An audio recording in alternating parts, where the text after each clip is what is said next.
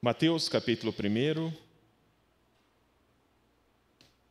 do verso 18 ao verso 25.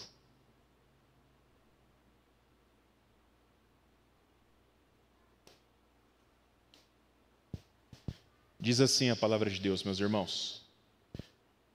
O nascimento de Jesus Cristo foi assim. Maria, sua mãe, estava comprometida para casar com José, mas antes de se unirem, ela se achou grávida pelo Espírito Santo. José, com quem Maria estava para casar, sendo um homem justo e não querendo envergonhá-la em público, resolveu deixá-la sem que ninguém soubesse. Enquanto ele refletia sobre isso, eis que lhe apareceu em sonho um anjo do Senhor dizendo: José, filho de Davi, não tenha medo de receber Maria como esposa, porque o que nela foi gerado é do Espírito Santo. Ela dará à luz um filho e você porá nele o nome de Jesus, porque ele salvará o seu povo dos pecados deles. Ora, tudo isso aconteceu para se cumprir o que foi dito pelo Senhor por meio do profeta. Eis que a virgem conceberá e dará à luz um filho, e ele será chamado pelo nome de Emanuel. Emanuel significa Deus conosco.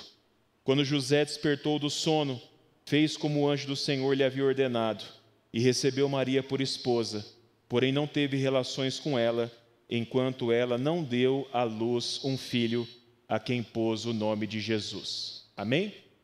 Meus irmãos, desde o último domingo, no nosso calendário litúrgico, iniciou-se aquilo que nós chamamos de o período do Advento. Você certamente percebeu isso pela mudança na decoração do nosso templo, as nossas guirlandas, a cor da nossa toalha roxa, os nossos vasos decorados, a árvore de Natal montada lá no átrio. Tudo isso cria esse clima, essa expectativa pela chegada do Natal. Tudo isso caracteriza esse tempo do Advento que nós estamos vivendo. O Advento, meus irmãos, é um tempo de espera. O Advento é um tempo de esperança.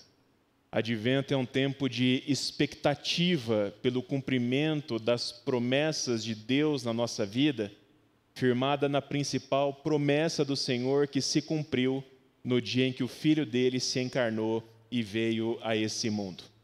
Nessa primeira semana do Advento, como muito bem observou o presbítero Robson, eu me propus a expor o capítulo 1 do Evangelho de Mateus. Domingo passado, alguns dias atrás, nós estudamos os versículos 1 até o 17, onde nós tratamos sobre a genealogia de Jesus e onde nós aprendemos ali que, pela graça de Deus, todos podem fazer parte da família de Jesus. Na continuidade, meus irmãos, desse capítulo, hoje eu queria refletir com vocês sobre o tema que está em tela: Emanuel, Deus conosco. Amém? Emanuel, Deus conosco. Quando nós comparamos os evangelhos, a gente percebe sem muita dificuldade que Mateus e Lucas são os que mais se dedicam a falar sobre o Natal, sobre o nascimento de Jesus. A única diferença é que Mateus ele é mais objetivo, Mateus é mais conciso. Lucas, como grande pesquisador que ele era, ele coloca no seu evangelho todo o seu trabalho de pesquisa e ele narra para a gente uma história do Natal muito maior e muito mais rica no que diz respeito aos detalhes.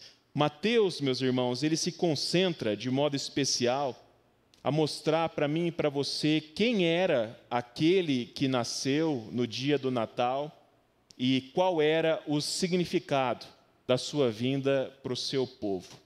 E ele vai começar o seu relato do nascimento de Jesus, lá no versículo 18 do texto que a gente leu, dizendo o seguinte: o nascimento de Jesus foi assim.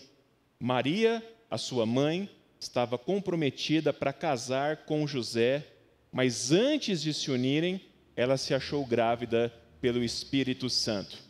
É muito curioso porque essa palavra nascimento que Mateus coloca aqui, no grego, é a mesma palavra traduzida por genealogia, lá no versículo 1 desse mesmo capítulo. A ideia de Mateus aqui, meus irmãos, não é contar para nós acerca do parto de Jesus, mas contar para a gente sobre a origem do Messias, a origem do Cristo. O propósito de Mateus é contar a história completa de Jesus, e a forma como ele começa contando essa história para nós é: tudo começa com o seu nascimento. A origem, o princípio da história de Jesus está aqui narrado por Mateus. Uma jovem judia, e aqui a palavra que é traduzida por jovem, ela pode ser traduzida por adolescente também. Então, muito provavelmente, Maria era muito nova, sequer não tinha nem 18 anos quando ela engravidou do Senhor. Uma jovem judia, chamada Maria, estava noiva, com um contrato de casamento estabelecido com um homem judeu, descendente de Davi, chamado José. Antes, meus irmãos, desse casamento ser consumado no estrito sexual da palavra, segundo o texto, Maria se achou grávida por obra do Espírito Santo. Naquela época, como você bem sabe, não tinha exame de sangue, tampouco tinha exame de gravidez de farmácia. Portanto, quando o texto fala para nós que Maria se achou grávida, é porque naquele momento já estavam se manifestando no corpo dela sinais visíveis de que ela estava esperando uma criança, estava esperando um bebê. Mateus acrescenta também uma informação que nós conhecemos de forma muito mais detalhada a partir do relato de Lucas e do anúncio do anjo Gabriel a Maria, de que aquele bebê, meus irmãos, havia sido gerado de forma sobrenatural pelo poder do Espírito Santo de Deus. Apesar de ser muito óbvio para a gente, é sempre importante dizer que essa gravidez de Maria, ela não nasce de um ato sexual, porque ao longo da história do cristianismo, algumas pessoas chegaram a afirmar que o Espírito Santo de Deus tomou uma forma corpórea, veio a esse mundo, manteve relações sexuais com Maria e ela então engravidou. Mas não há absolutamente nada no nosso texto que sugira isso. Pelo contrário, quando Mateus diz para nós que ela engravidou antes de se unir ao seu marido, ele quer trazer uma ideia de que ela permanecia virgem.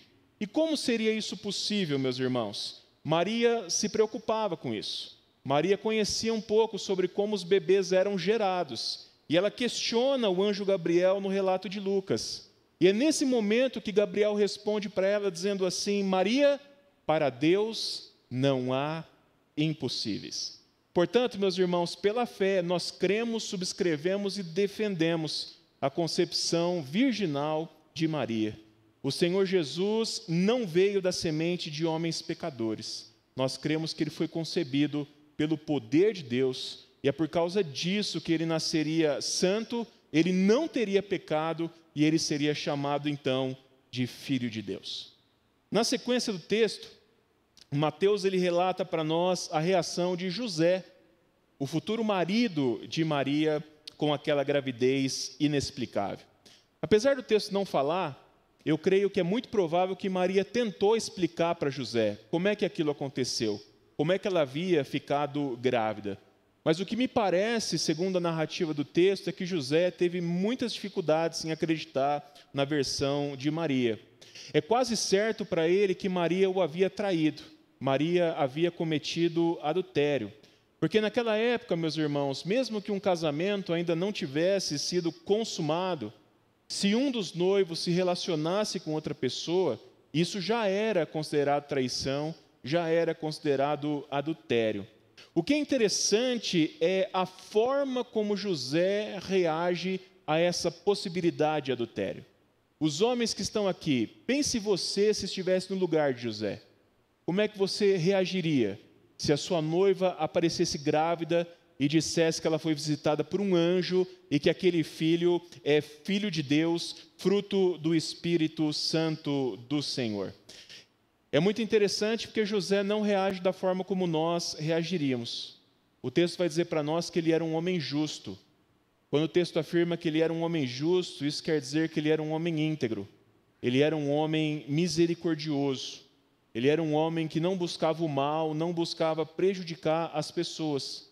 E isso se manifesta no trato que ele tem com Maria diante daquela situação.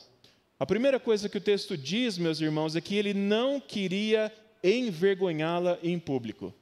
Ele não queria expô-la diante da sociedade de Israel como uma adúltera. Lembrando que, por mais que fossem raros casos assim acontecer naquele contexto, segundo a lei, um caso de adultério poderia ser punido até mesmo com morte por apedrejamento. Então José tem essa consideração, esse cuidado. A segunda coisa, meus irmãos, que José decide é deixá-la em secreto, deixá-la sem que ninguém soubesse. É interessante porque a lei dos judeus, a tradição permitia que os divórcios acontecessem de forma discreta, com apenas uma ou duas testemunhas. Então havia uma forma de o mínimo de pessoas possível ficar sabendo que um contrato de casamento foi desfeito. E o fato, meus irmãos, de José querer fazer dessa forma, mostra para nós mais uma vez que ele não queria expô-la, mas ao mesmo tempo ele também não queria se expor publicamente. O pensamento do José era mais ou menos assim: eu não quero exigir justiça nem punição para o pecado que Maria provavelmente cometeu. O que eu quero tão somente é romper esse contrato da forma mais discreta possível. Cada um vai viver a sua vida e Maria vai criar o seu filho biológico da forma que ela quiser, inclusive se casando com o pai biológico da criança, se assim for da vontade dela. Pelo menos para mim foi o que parece que José tentou fazer. Nessa hora, quando José está decidido a fazer isso, o texto nos mostra que acontece mais uma intervenção sobrenatural do próprio Deus. Segundo Mateus, meus irmãos, enquanto José pensava, enquanto José mastigava toda aquela situação e ainda refletia sobre o que ele deveria fazer com relação à gravidez de Maria, o texto diz que um anjo do Senhor aparece para ele num sonho. Anjos, meus irmãos, como a própria tradução literal da palavra ângelos no grego diz, são mensageiros de Deus. Os anjos estão ao serviço do Senhor para cumprir aquilo que o próprio Deus designa. Ou seja, quando um anjo aparece em sonho, isso quer dizer que o próprio Deus o enviou e que aquilo que o anjo diria era palavras do próprio Senhor. E a primeira coisa que o anjo faz, meus irmãos, nesse sonho de José, é confirmar para ele que o que Maria tinha dito era verdade. O filho gerado nela é do Espírito Santo. Portanto, o anjo fala para José: não tenha medo, José, e não desista do casamento, pelo contrário, case-se com ela, porque ela não cometeu adultério. Ela permanece a mesma Maria que você conhecia e ela não desonrou o contrato que você tinha com ela. Após essa confirmação, o anjo fala sobre a identidade daquele bebê que havia sido concebido nela. E a primeira coisa que o anjo faz, curiosamente, é o chá revelação da criança. Naquela época, meus irmãos, não tinha ultrassom, não tinha como saber o sexo do bebê. O pai e a mãe descobriam em que momento? Na hora do parto, né? A parteira tirava a criança e falava assim: ó, parabéns, é um menino, ou parabéns, é uma menina. Mas José é privilegiado nisso, porque desde o anúncio o anjo já anuncia: José, eu vou falar para você que é um menino. Só que o anjo vai além. Muitos pais têm dificuldade de escolher o nome do filho. Quem aqui teve dificuldade de escolher o nome do filho? Ficou pensando, escreveu aquela lista, 1000 nomes, não sabia qual colocava. José e Maria não tiveram esse problema, porque o próprio anjo também revela o nome para eles. Fala assim: olha, José, esse menino que vai nascer, o próprio pai dele, o Senhor, decidiu que ele seria chamado de Jesus. E havia um motivo para ele ser chamado de Jesus, meus irmãos, ou Jesus. Jesus, no grego, é a forma da palavra ou do nome Josué, que em hebraico é Yeshua e que significa Yahvé, Javé, Jeová, salva. Yahvé, como você sabe bem, meus irmãos, é o nome do Senhor conforme nós encontramos no Antigo Testamento. Ou seja, quando o anjo anuncia que o nome do menino seria Jesus, seria Yeshua, Yahvé salva, ele conclui dizendo que esse nome foi dado porque aquele menino salvaria o seu povo dos pecados deles. E o interessante é que isso liga, isso identifica aquela criança, as promessas de salvação da parte de Deus, dada por intermédio dos profetas no Antigo Testamento, e que seriam cumpridas com a vinda do Messias. E aí a gente pode parar para pensar que, considerando o fato que Mateus escreve o seu evangelho tendo judeus como público-alvo, com o propósito de anunciar-lhes que Jesus é o Messias que eles aguardavam, faz todo sentido que ele diga o nome do menino gerado em Maria, para dessa forma dizer: esse menino é o Cristo, esse menino é o Messias, esse menino é aquele que salvará o seu povo dos pecados deles. Ou seja, o Messias que nós esperávamos, ele foi concebido por obra do Espírito Santo e nasceu de uma pobre jovem judia da Galileia.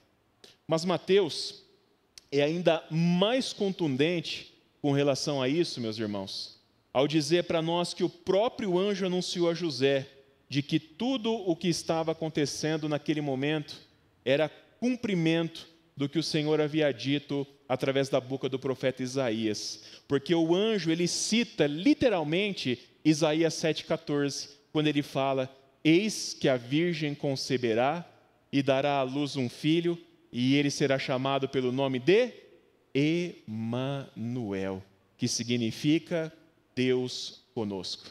O anjo identifica, sem dúvida alguma, Maria como a virgem da profecia de Isaías, a virgem que engravidaria de forma milagrosa, daria à luz a um filho, e esse filho seria chamado pelo nome de Emanuel, que em hebraico significa Deus conosco.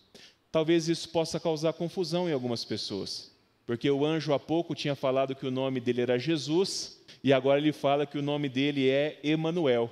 Como é que a gente resolve isso? A gente resolve isso de forma muito tranquila, meus irmãos, porque o Senhor Jesus, nas Escrituras, ele recebe diversos nomes, não é verdade? Ele é chamado de Príncipe da Paz, ele é chamado de Messias, ele é chamado de Cristo, ele é chamado de Rabi, ele é chamado de Cordeiro de Deus e assim por diante. E todos esses nomes, meus irmãos, eles apontam para uma descrição de quem ele é, mas não falam do seu nome em si. Deu para entender? Jesus é identificado por aquilo que ele faria, por aquilo que ele seria, mas não o seu nome em si. O nome dele é e para sempre será Jesus. Mas ele também seria chamado, meus irmãos, de Emanuel, porque essa palavra descreve o que ele seria para o seu povo, o que ele seria para mim, o que ele seria para você. E o que ele seria? Deus conosco. E não existe bênção maior do que essa, do que o próprio Deus estar conosco, do que o próprio Deus estar no meio do seu povo.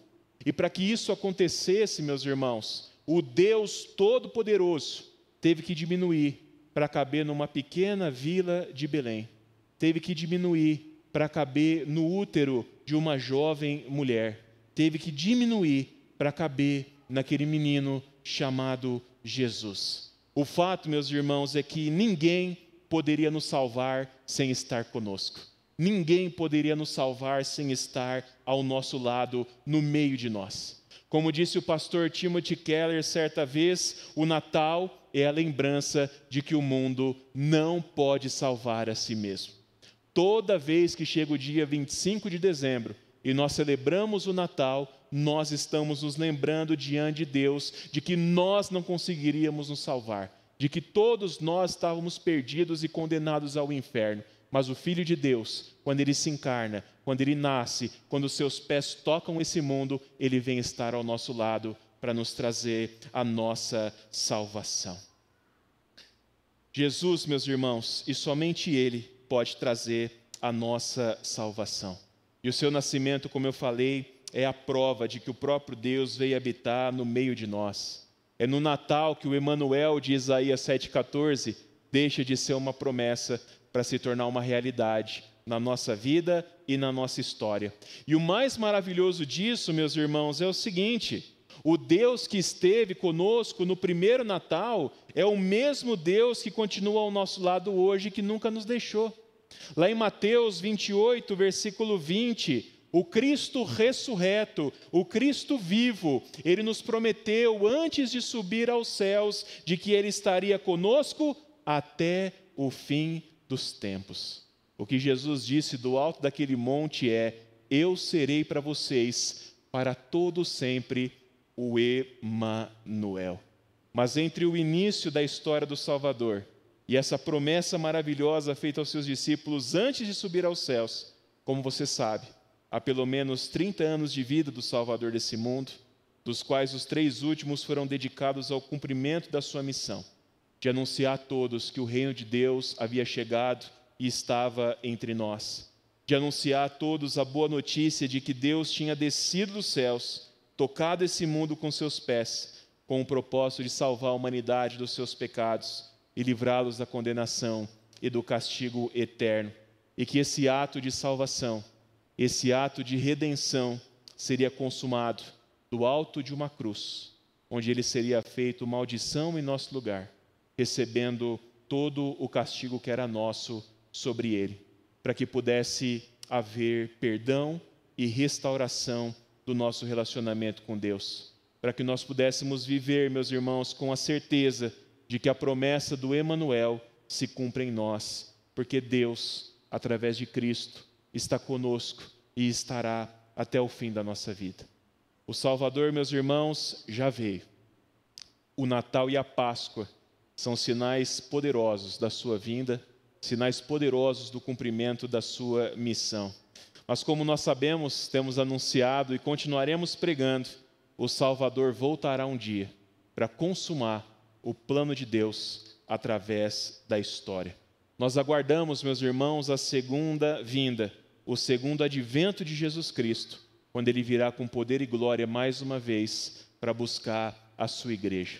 Nesse momento, a salvação perfeita, completa e definitiva se manifestará sobre nós, e nós viveremos também de forma completa, perfeita e definitiva a realidade do Emanuel, porque Deus estará conosco e nós estaremos com ele, vivendo face a face por toda a eternidade, num lugar maravilhoso, onde não existem trevas, onde não existem dores, onde não existem lágrimas, sofrimentos, preocupações e tudo de mal que foi gerado nesse mundo quando o pecado entrou nele. Para viver essa realidade, como você bem sabe, bem conhece, eu creio que todos aqui já fizeram, é preciso ter um encontro com o Salvador no tempo presente, no dia que se chama hoje. É preciso crer em Jesus como Messias, como o Filho de Deus enviado a esse mundo para nos salvar. É preciso reconhecer a nossa necessidade desse Salvador, porque nós somos pecadores, irmãos, somos inclinados ao mal, somos incapazes de obedecer plenamente à vontade, à lei de Deus. Por isso nós precisamos de Jesus. Por isso nós precisamos colocar toda a nossa esperança de salvação tão somente nele. Essa é a mensagem do Natal. Sem Cristo, nós estamos perdidos, estamos condenados. Mas em Cristo, nós somos encontrados por Deus, remidos, perdoados, transformados em seus filhos amados e salvos pelo Senhor. Amém? Para finalizar, meus irmãos, em alguns instantes, nós teremos o nosso tempo de intercessão. Tempo onde nós colocaremos diante de Deus as nossas necessidades, as necessidades dos nossos irmãos. E eu creio que é maravilhoso para nós nos lembrarmos, nesse momento, do Emanuel. Especialmente diante do nosso sofrimento, das nossas aflições, das nossas preocupações. Mais uma vez, Deus, em Cristo, por intermédio do Espírito Santo, está conosco, meus irmãos. Ele está ao nosso lado, em todos os momentos, em todas as circunstâncias. Nós nunca andamos sozinhos, porque o Emanuel jamais se aparta de nós. O Natal serve para nos dar certeza de que nossas lutas nunca são enfrentadas sozinhas. O Senhor sempre se coloca ao nosso lado. O Emanuel sempre luta, sempre triunfa, sempre vence diante das nossas batalhas. Quando nós estivermos orando daqui a alguns instantes, que você se lembre que o Emanuel está conosco.